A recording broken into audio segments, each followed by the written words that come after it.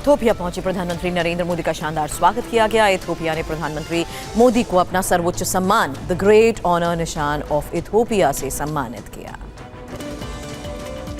अभी अभी मुझे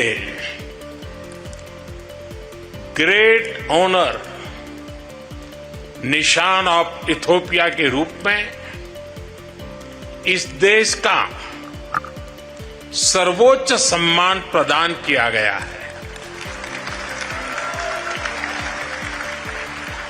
विश्व की अति प्राचीन और समृद्ध सभ्यता द्वारा सम्मानित किया जाना मेरे लिए बहुत गौरव की बात है। मैं सभी भारतवासियों की ओर से इस सम्मान को पूरी विनम्रता और कृतज्ञता से ग्रहण करता हूं। यह सम्मान उन अनगिनत भारतीयों का है जिन्होंने हमारी साझेदारी को आकार दिया। TV9 नेटवर्क के कॉन्क्लेव बुनियाद भारतवर्ष की में केंद्रीय पर्यावरण मंत्री भूपेंद्र यादव ने दिल्ली में प्रदूषण के मुद्दे पर चर्चा की। उन्होंने सरकार की ओर से किए जा रहे उपायों के बारे में बताया। उन्होंने क्या कहा, आइए सुनते। हवाओं का रुख समझना ही नहीं बल्कि हवाओं का रुख बदलना भी आपको भली भांति आता है। लेकिन दिल्ली की हवा काफी खराब है, उसको भी भली भांति आप समझ सकते हैं। इसका भी उपाय आप ही के पास होगा। हम पूरी शिद्दत के साथ, पूरी प्रतिबद्धता के साथ इस चुनौती को कम करने के लिए लगातार कार्य कर रहे हैं। सबसे पहले तो इस समस्या के समाधान के लिए एक ऐसी अथॉरिटी की जरूरत थी जो सभी अथॉरिटी को कोऑर्डिनेशन कर सके और कमांड कर सके, और इसलिए प्रधानमंत्री जी की नेतृत्व में उनके विजन के हिसाब से हमने लोकसभा में बिल पास करके CAQM अथॉरिटी बनाई। व्हीकल पॉल्यूशन हमारा सबसे ज़्यादा है। अब हम व्हीकल तो बंद नहीं कर सकते, तो हमने पिछले 3 सालों में योजनाबद्ध तरीके से पेट्रोल जो है वो BS4 से BS6 पे हम आए। TV9 नेटवर्क के बुनियाद भारतवर्ष की कॉन्क्लेव में मनोहर लाल ने शहरीकरण, रियल एस्टेट और आवास पर भी बात की। उन्होंने कहा कि 2047 तक 50-50 शहरी ग्रामीण आबादी हो जाएगी।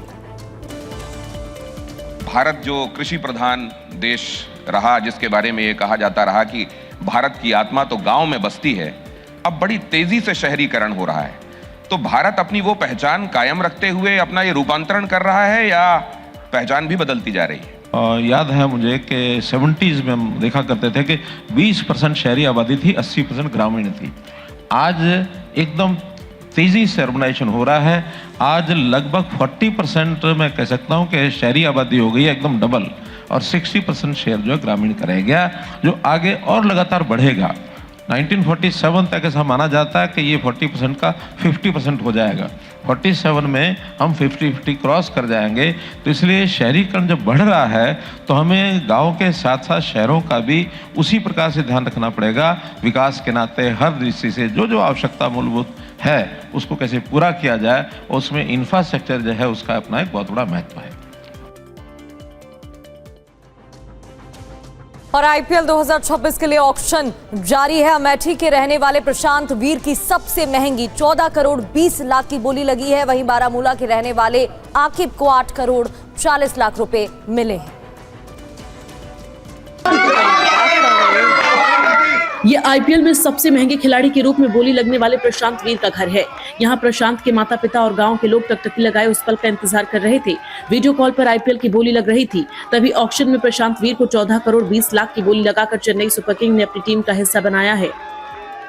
इस बोली के साथ ही IPL ऑक्शन में सबसे महंगे अनकैप्ड खिलाड़ी का रिकॉर्ड टूट गया।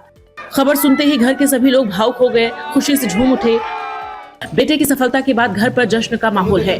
बहुत ज्यादा खुश हूँ, बहुत अच्छा लग रहा है भाई। अब बेटे की वजह से हम लोगों का नाम हो रहा है तो बहुत ज्यादा अच्छा लग रहा है, बहुत खुश हैं हम लोग। बेटे की कामयाबी से प्रशांत वीर के पिता काफी गदगद हैं। उन्होंने कहा कि प्रशांत बचपन से ही काफी टैलेंटेड थे, वो लगातार मेहनत कर रहे थे। बहुत अच्छी बात है, काफ़ी दिन से प्रयास कर रहा था वो, और खेलने में भी इस साल उसका बढ़िया सीजन गया है। तो बोली लग गई है तो बहुत अच्छी बात है। आदमी आगे बढ़ने के लिए कोशिश करता है और उसमें एक कदम और आगे बढ़ गया है। रणजी टीम में चुने जाने के बाद प्रशांत वीर अब आईपीएल में सबसे महंगे खिलाड़ी बन गए हैं। आईपीएल में करोड़ों रुपए की बोली लगने पर कश्मीर के बारामूला के रहने वाले आकिब नबी डार के घर पर जश्न का माहौल है। आकिब को दिल्ली कैपिटल्स ने 8 करोड़ 40 लाख रुपए की बोली लगाकर अपनी टीम का हिस्सा बनाया है। बेटे की कामयाबी पर पिता को काफी गर्व है। अल्लाह ताला का बड़ा एहसान और करम है जिसने मुझे आज ये दिन दिखाया। आकिब की सिलेक्शन हुई आईपीएल में, ये इसका मेहनत का नतीजा है जो आज तक बहुत बार इसने कोशिश भी की। अल्लाह का फजल है आज वो। और राजस्थान के हनुमानगढ़ में आज किसानों की महापंचायत होने वाली है और महापंचायत को देखते हुए ही जिले में दोपहर 12 बजे तक इंटरनेट सेवा बंद कर दी गई है। रिपोर्ट आपको दिखाते हैं। हनुमानगढ़ में एथलॉन फैक्ट्री को लेकर आज किसानों की महापंचायत होगी। इस महापंचायत में एथलॉन फैक्ट्री पर आगे की रणनीति तय की जाएगी। धान मंडी में होने वाली महापंचायत को लेकर किसानों ने बड़ी तैयारी की है। इस महापंचायत में किसान नेता राकेश टिकैत समेत कई बड़े लीडर शामिल होंगे। किसानों की महापंचायत को लेकर जिला प्रशासन ने बड़े लेवल पर तैयारी की है। कलेक्ट्रेट पर बैरिकेडिंग भी की गई है तो पूरे इलाके में चप्पे चप्पे पर पुलिस फोर्स की तैनाती है। महापंचायत की लोकेशन पर ड्रोन कैमरों से भी निगरानी रखी जा रही है।